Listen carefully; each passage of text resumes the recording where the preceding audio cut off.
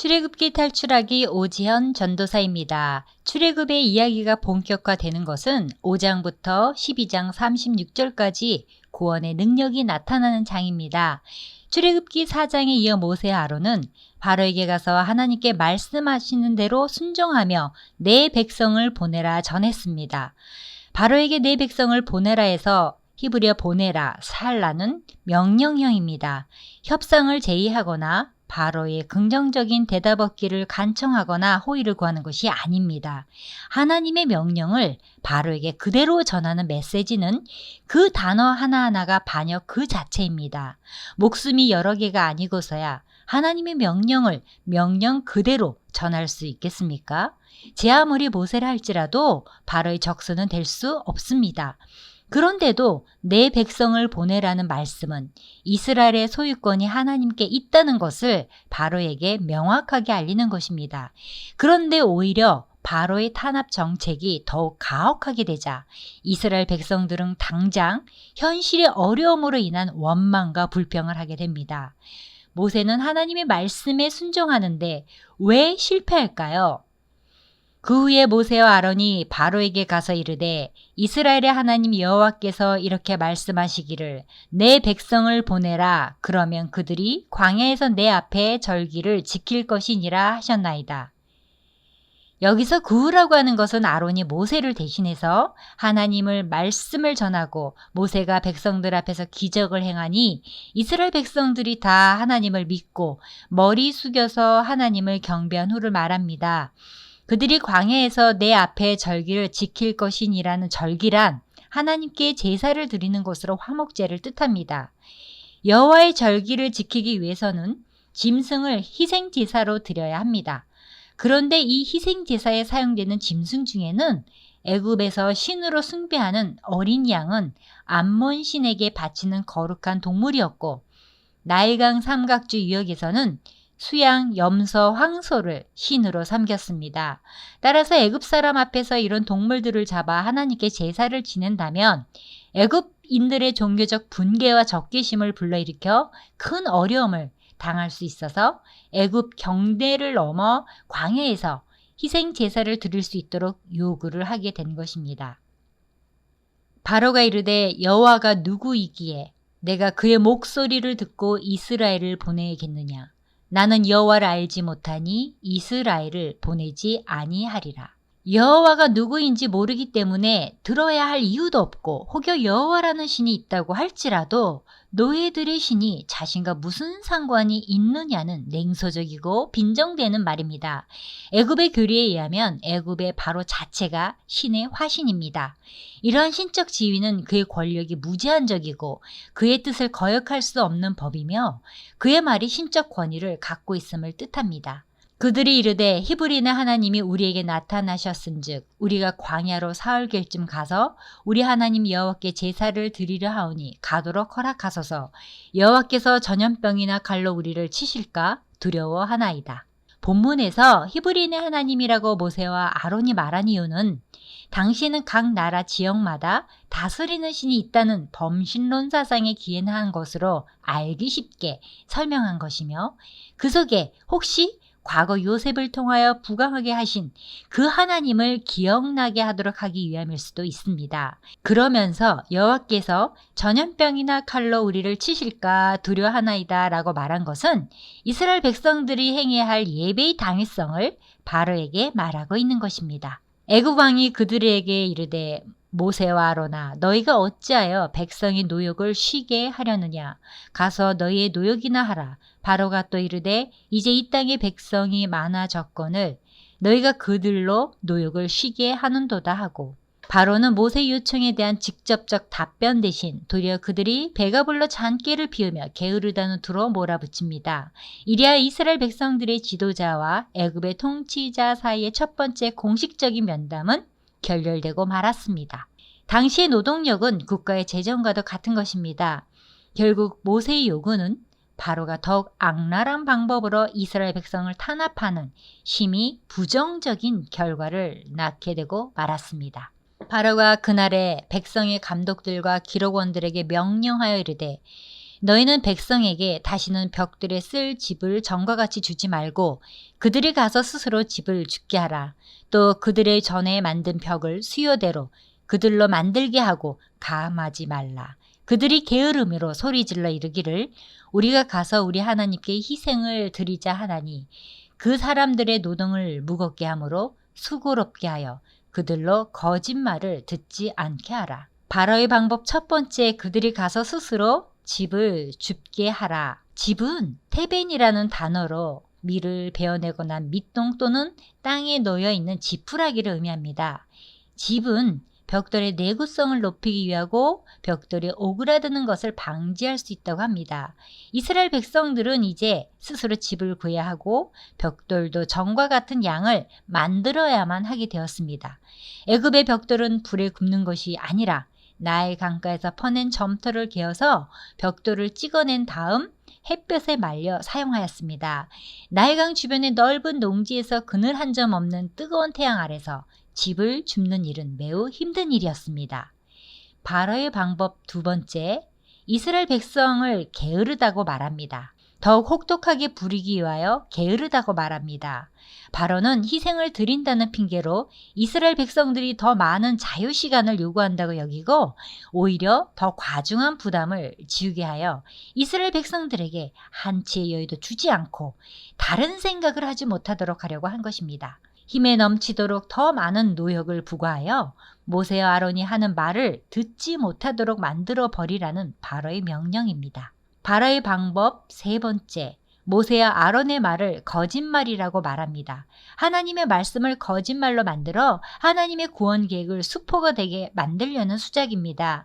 이는 진리를 왜곡하는 사단의 전형적인 수단입니다. 백성의 감독들과 기록원들이 나가서 백성에게 말하여 이르되 바로가 이렇게 말하기를 내가 너희에게 집을 주지 아니하리니 너희는 집을 찾을 곳으로 가서 주우라. 그러나 너희 일은 조금도 감하지 아니하리라 하셨느니라.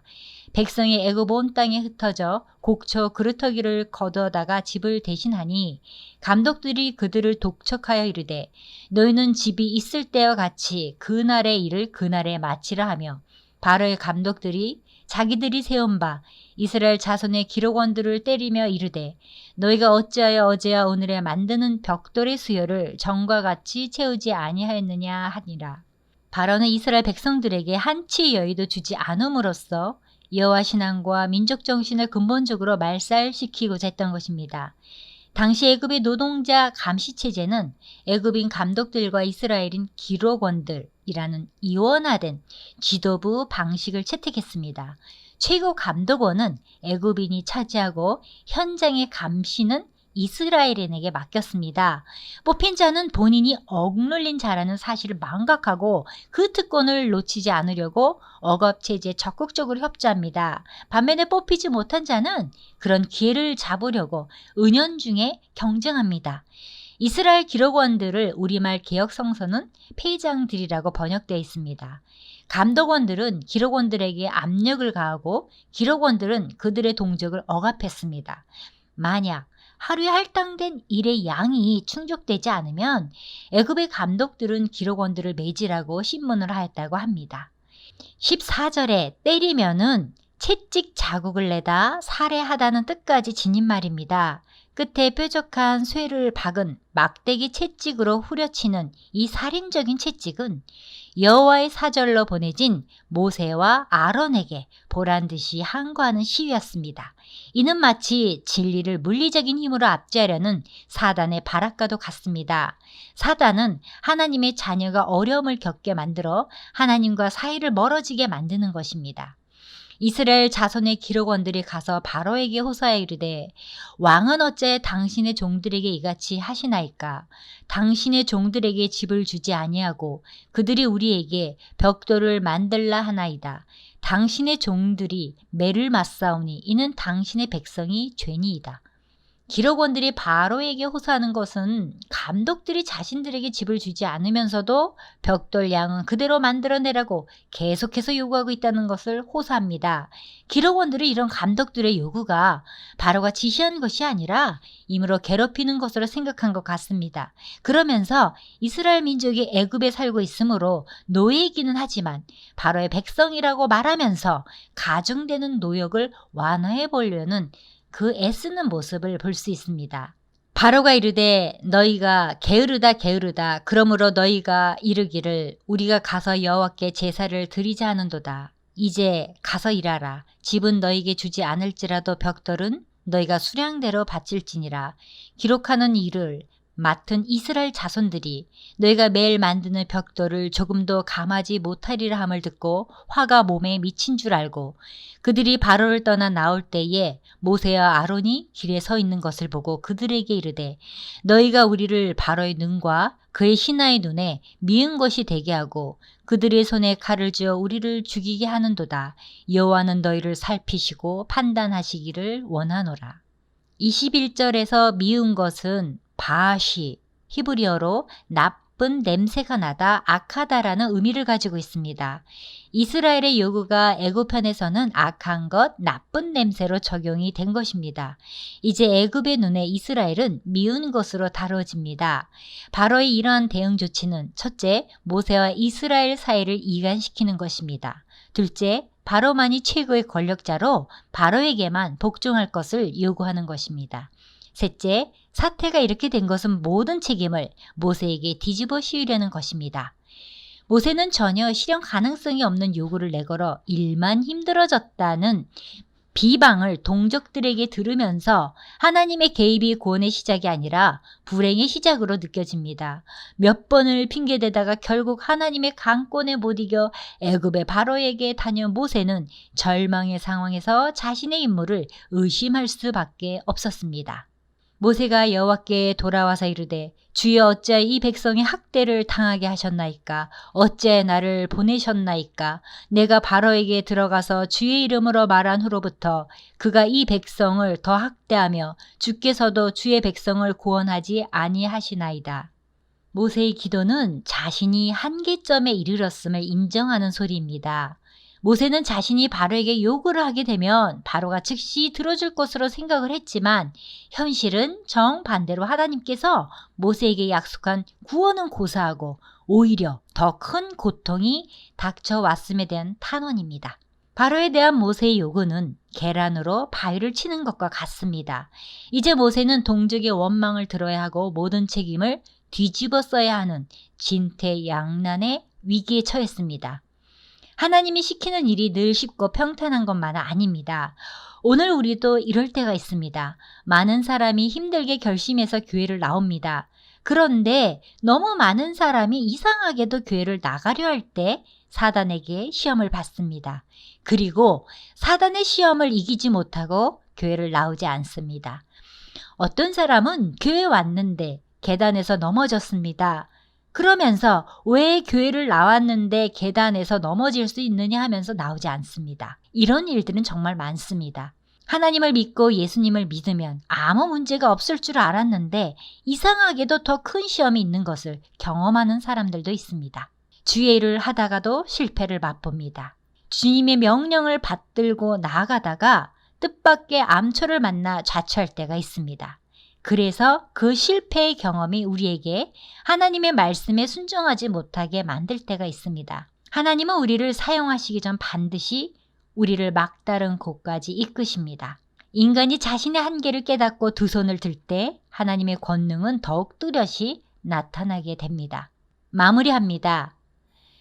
하나님의 말씀에 순종한 모세는 왜 실패했을까요? 성도 대부분이 하나님의 약속을 비롯한 모든 말씀이 자기들이 원하는 때에 자기들이 원하는 방식으로 이루어지기를 바라고 있습니다.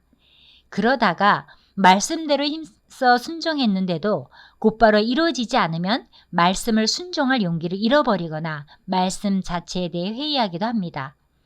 이처럼 심각한 문제는 우리가 하나님의 말씀이란 하나님의 때에 하나님의 방식으로 이루어져야 한다는 것을 인정하지 않기 때문에 발생하는 것입니다. 이러한 문제는 애굽의 압제에서 이스라엘을 구원하시려는 하나님께 그 도구로 선택된 모세에게도 나타나고 있습니다. 모세가 하나님의 말씀을 따라서 이스라엘 백성들을 출애굽시키려 할 때 넘어야 할 산들이 있었습니다. 첫째는 교만의 산이었습니다. 하나님께서는 이것을 광야 40년을 통해서 해결하셨습니다. 그래서 모세는 이 땅에서 가장 온유하고 겸손한 사람이 되었습니다. 그런데 그 다음 모세가 넘어야 할 산은 좌절의 산이었습니다. 도무지 하나님의 일을 하고 싶은 마음이 없어서 나는 할 수 없습니다 라고 몇 번을 거절했습니다. 이때 하나님은 반드시 함께 하시겠다고 하시며 아론까지 예비해 주셨습니다.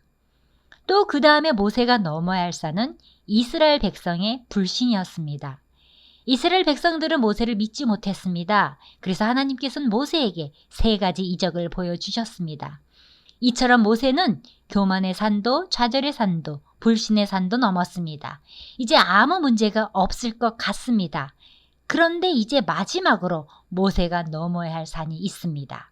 오늘 본문에 이스라엘 백성들이 출애굽하려고 하면 할수록 바로가 그들에게 더 큰 고통을 주는 그것은 바로라는 산입니다. 하나님의 사람들은 마태복음 5장 10절부터 12절의 말씀을 기억하시기 바랍니다. 의를 위하여 핍박을 받는 자는 복이 있나니 천국이 저희 것임이라. 나를 인하여 너희를 욕하고 핍박하고 거짓으로 너희를 거스려 모든 악한 말을 할 때에는 너희에게 복이 있나니 기뻐하고 즐거워하라. 하늘에서 너희의 상이 금이라. 너희 전에 있던 선지자들을 이같이 핍박하였느니라. 아멘.